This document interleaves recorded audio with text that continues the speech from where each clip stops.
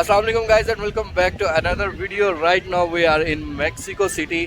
कल ही मैं पहुंचा हूं और कल ही इश्तियाक साहब भी पहुंचे हैं और हम दोनों ये फर्स्ट टाइम है कि किसी एक कंट्री में, पाकिस्तान के अलावा किसी कंट्री में एक साथ विज़िट कर रहे हैं। लेकिन इश्तियाक ने मैक्सिको सिटी से एंट्री ली थी और मैं कैनकुन गया था। मैं लास्ट टाइम मैक्सिको सिटी में एंट्री ली थी, मेरा ये सेकंड टाइम है, इश्तियाक का फर्स्ट टाइम है और विद इन 5 मिनट इश्तियाक को एंट्री मिल गई है। और मुझे थोड़ा सा फिर भी तंग किया, तंग मतलब वो बिठा देते हैं 10-15 मिनट, आधा घंटा, 1 घंटा। लेकिन जब उन्होंने मेरी ट्रैवल हिस्ट्री देखी, सारा कुछ देखा, तो इस टाइम मुझे आराम से मुझे विद इन 1.5 आवर एंट्री मिल गई।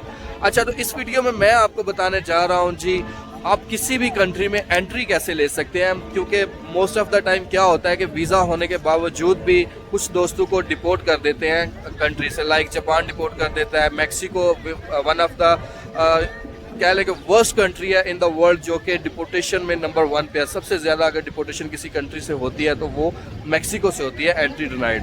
तो किस तरह आप किसी भी कंट्री में एंट्री ले सकते हैं बेस्ड ऑन आवर एक्सपीरियंस के हमने अभी तक इश्तियाक साहब के पासपोर्ट पे एक भी पेज खाली नहीं है जहाँ पे स्टिकर, वीज़ा स्टिकर या स्टैम्प्स ना लगी हो। और सेम वही मेरे पासपोर्ट का भी हाल है और अभी मैंने तो रीन्यू भी कर लिया है। तो इस वीडियो में मैं आपको बताने जा रहा हूँ जी कि आप किसी भी कंट्री में अगर आप जाते हैं, यूरोप में जाते हैं, जापान में जाते हैं, मैक्सिको आते हैं या किसी और भी कंट्री में जाते हैं, तो आप एंट्री कैसे ले सकते हैं।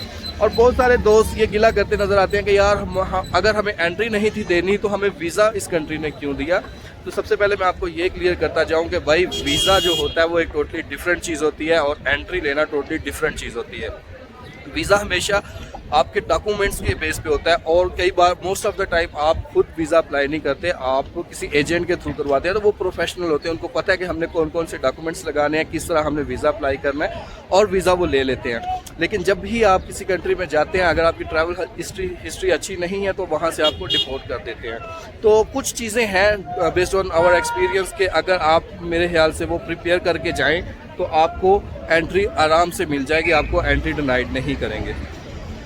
तो यही 2-3 चीज़ें होती हैं जी, आपकी होटल बुकिंग, रिटर्न टिकट और उसके अलावा फिर आपका कॉन्फिडेंस लेवल और उसके अलावा कैश मनी। ये 2-3 चीज़ें आप प्रिपेयर करें और मेन चीज़ वही है, आपका कॉन्फिडेंस लेवल होना चाहिए। लेकिन ये है कि वीज़ा ऑफिसर आपसे मोस्टली ये पूछता है कि आपने इस सिटी में करना क्या है। This is the most important question जिस पे आके जो ज़्यादातर लोग हैं ना वो पजल हो जाते हैं, क्योंकि उन्होंने तैयारी नहीं खुद की होती, उनको ये पता ही नहीं होता कि एयरपोर्ट्स पे क्या क्वेश्चनिंग होती है। तो जो सबसे मोस्ट इम्पोर्टेंट क्वेश्चन होता है ना, 1 मिलियन क्वेश्चन जिसे आप कह सकते हैं, वो ये पूछते हैं कि what are you going to do in this city.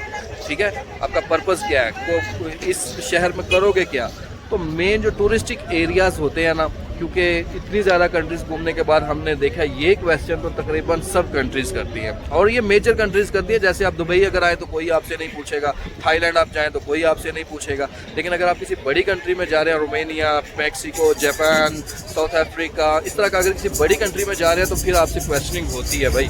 अच्छा, वो भाइयों को क्विक से बता दें वीज़ा कैसे अप्लाई होता है आजकल 2023 में दुबई से मैक्सिको का भाई अभी अच्छी चीज़ ये आ गई है कि पहले किसी को कॉल पे अपॉइंटमेंट लेना पड़ती थी, किसी को ईमेल पे, तो कभी देते थे कभी नहीं देते थे। लेकिन अभी अच्छी चीज़ ये आ गई है कि अभी आप ऑनलाइन अपॉइंटमेंट, इनकी जो मैक्सिको एम्बेसी अबू धाबी में है, इसकी आप वेबसाइट पे जाएं तो वहाँ आप अपॉइंटमेंट बुक कर सकते हैं। कुछ फीस नहीं है, बिल्कुल फ्री ऑफ कास्ट है, विद इन मंथ में मिल रही है। और उसके अलावा फिर ये है कि अपॉइंटमेंट जिस दिन की आपकी हो, अपने डॉक्यूमेंट्स प्रिपेयर करें। बहुत सिंपल से इसके डॉक्यूमेंट्स हैं और इसमें वही है, वीज़ा एप्लीकेशन फॉर्म होता है, 2 पिक्चर्स होती हैं, इवन 2 के वो पिक्चर लगाते नहीं है, नहीं लगाते हैं, इससे पहले भी हाँ नई तस्वीर बनाते हैं उधर। और आपकी कंपनी का नो ऑब्जेक्शन सर्टिफिकेट, 3 मंथ की bank statement, hotel booking, flight reservation, insurance इसके लिए नहीं चाहिए। दैट्स इट, यही डॉक्यूमेंट्स है। कोई day to day travel plan, कोई अल्टरनेटिव प्लान, कुछ भी नहीं चाहिए। बस बेसिक से डॉक्यूमेंट्स आप लेके चले जाएं।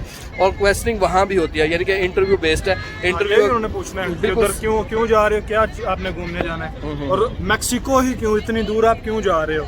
तो गाइज एक मैं और इधर बात ऐड करता चलूँ कि जो आपने एनओसी देनी है ना, और एनओसी में जो आपका मोबाइल नंबर उधर मेंशन होगा वो उसी वक्त उस नंबर पे कॉल करते हैं। आप अपने ऑनर का दे दें, किसी का भी वो आपने मैनेज करना है। ताकि वो जब कॉल करें तो आपका ऑनर पिक करे और उनको वेरीफाई करवाए कि भाई जितनी सैलरी इसमें लिखी है इसकी वाकई ही इतनी सैलरी है और हम वाकई ही we have no objection on his travel. तो ये चीज़ भी आपने अपने माइंड में रखनी है। और वीज़ा आपको अगर अप्रूव होता है विद इन 30 मिनट्स वो स्टिकर लगा भी देते हैं। इन सम केस वो क्या करते हैं कि उनको अप्रूवल नहीं आती, वो आपको बोलते हैं जी ओके हमने हमारी तरफ से आप क्लियर हो, हमने आपका अप्लाई कर दिया, अभी मैक्सिको से अप्रूवल आनी है तो आप चले जाएं। 3 से 4 मंथ और 3 से 4 दिन के अंदर अंदर आप खुद उनको कॉल कर लें या वो आपको कॉल करके बता देंगे कि आपका वीज़ा अप्रूव हुआ या नहीं। अगर हो गया हो तो वो पासपोर्ट आपका आपके पास ही रहेगा, पैसे उन्होंने ले लेने हैं, फिंगर आपके ले लेने हैं, आपने जाना है और उन्होंने उसी टाइम आपका जो है ना स्टिकर लगा देना। तो यही था जी। तो ये मैक्सिको के बारे में कि मैक्सिको का वीज़ा कैसे, ये थोड़ी सी लेंथी होने वाली है अपना वीडियो, लेकिन ये है कि लास्ट तक अगर आप देखेंगे ना तो ज़रूर डेफिनेटली आपको ये हेल्प करेगी इन फ्यूचर अगर आप किसी भी कंट्री में ट्रैवल करते हैं। तो यही है, बस 3-4 चीज़ें प्रिपेयर करके आए हैं जो मैंने बताया कि टूरिस्टिक एरियाज़ के नाम, किसी भी शहर में आप जा रहे हैं ना तो शहर के टूरिस्टिक एरियाज़ के नाम आपको याद होना ज़रूरी है। क्यों 4-5 भी आप रख लेंगे ना, याद रख लेंगे तो वो दैट्स इनफ है, ठीक है। ये मेन चीज़ होती है, ठीक है। ये चीज़ जब आप उसको बता देंगे वीज़ा ऑफिसर को तो वो समझ जाएगा कि ये एक जेन्युइन टूरिस्ट है। और जो आपकी होटल बुकिंग या रिटर्न टिकट है वो आपसे पूछते हैं कितने दिन का स्टे है, तो उतना दिन ही आपने बताना है। अगर आपका 5 दिन का स्टे है होटल बुकिंग और टिकट पे तो आपने ये नहीं कहना कि जी मैं 1 हफ़्ता यहाँ रुकूंगा, तो वो एक गलत चीज़ हो जाती है। क्योंकि नॉर्मली बस इंसान कह देता है जी मैं विद इन 1 वीक 1 हफ़्ता यहाँ रहूँगा, तो वो भी गलत हो जाता है, ठीक है।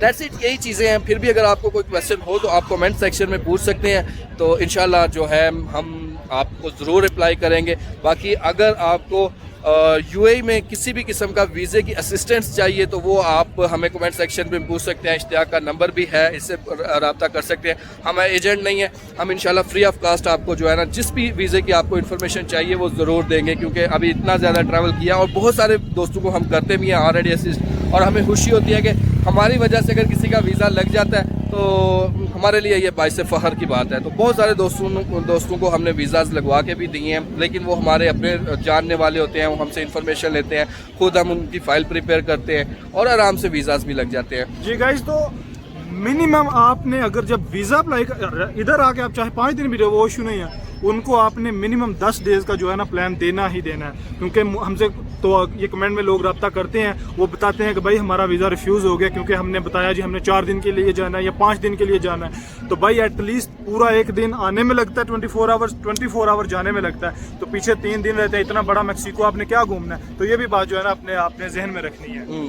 या मिनिमम 1 हफ्ते से लाजिम ज़्यादा होना चाहिए, क्योंकि ये दूर है ना, जैसे जापान दूर है, मैक्सिको दूर है। अगर दुबई है, थाईलैंड है तो इसमें इतना मसला नहीं है, लेकिन ये है कि इसमें कम से कम 1 वीक का जो है ना वो आपका पैकेज ज़रूर होना चाहिए। तो that's the end of this video. फिर भी आपको कोई क्वेश्चन हो तो आप कमेंट सेक्शन में पूछ लीजिए, जहाँ हम इंशाल्लाह आपको रिप्लाई करते हैं। तो इंशाल्लाह मिलते हैं नेक्स्ट व्लॉग में, तब तक के लिए हमें दीजिए इजाज़त। अपना बहुत सारा ख्याल रखिएगा, दुआ में याद रखिएगा। अल्लाह हाफिज़।